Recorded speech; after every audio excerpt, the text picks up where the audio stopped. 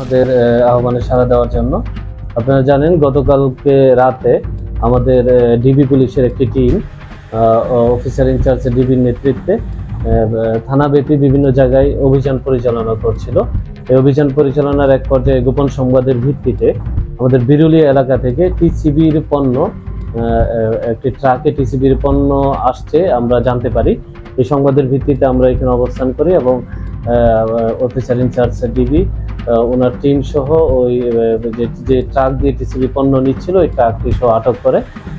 এর মধ্যে টিসিবি পণ্যর মধ্যে ছিল 100 কার্টন সয়াবিন তেল, যার মোটামুটি 1800 কেজির মতো, 30 বস্তা আটা রয়েছে, যার প্রতি বস্তায় 50 কেজি করে, মোট 1500 কেজি আটা, 16 বস্তা চিনি, মোট 800 কেজি, 16 বস্তার মধ্যে 800 কেজি চিনি এবং 27 বস্তা ডাল, 1350 কেজি ডাল, এগুলো আমাদের উদ্ধার করা হয়।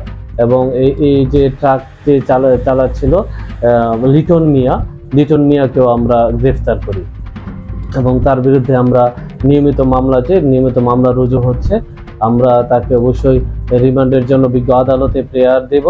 যদি আমাদের কাছে রিমান্ড দেয়, তাহলে যদি আমরা রিমান্ড পাই, সেক্ষেত্রে আমরা এই ঘটনার সাথে কারা কারা জড়িত, তারা ইতিপূর্বে আরও কোথা থেকে এই ধরনের টিসিবি পণ্য খোলা বাজারে বিক্রি করার কোনো পদক্ষেপ নিয়েছে কিনা, অথবা এটার সাথে যারা ইনভলভ আছে, সকল কিছুই আমরা পরবর্তীতে জিজ্ঞাসাবাদ করলে হয়তো আমরা জানতে পারবো।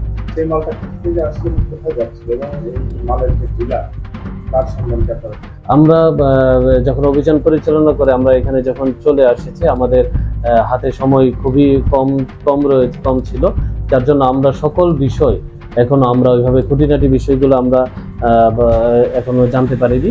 আমরা যেহেতু আমাদের পুরো মামলার সকল জিনিস আমরা জানতে পারিনি, সেজন্যই আমরা বিজ্ঞ আদালতে রিমান্ড প্রেয়ার দিয়েছি।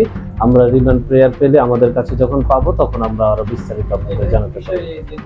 এই বিষয়টাই আমি আপনাকে বলছিলাম যে আসলে কার মাল কোথা থেকে এনেছে এবং কোথায় তারা বিক্রি করে, ইতিপূর্বেও তারা এই ধরনের কাজে জড়িত কিনা, আমরা সকল বিষয় যদি আমরা তাকে বিজ্ঞ আদালত থেকে যদি আমাদের কাছে আবার পুলিশ হেফাজতে পাই, সেক্ষেত্রে আমরা আপনাদের বিস্তারিত জানাতে পারবো। মামলা রুজু হওয়ার পর তদন্তকারী কর্মকর্তা এই প্রতিটা খুঁটিনাটি বিষয় জানতে পারবে এবং সেক্ষেত্রে যদি আপনাদের আরেকবার সুযোগ হয়, তখন হয়তো আপনাদের এটা জানাতে পারবো।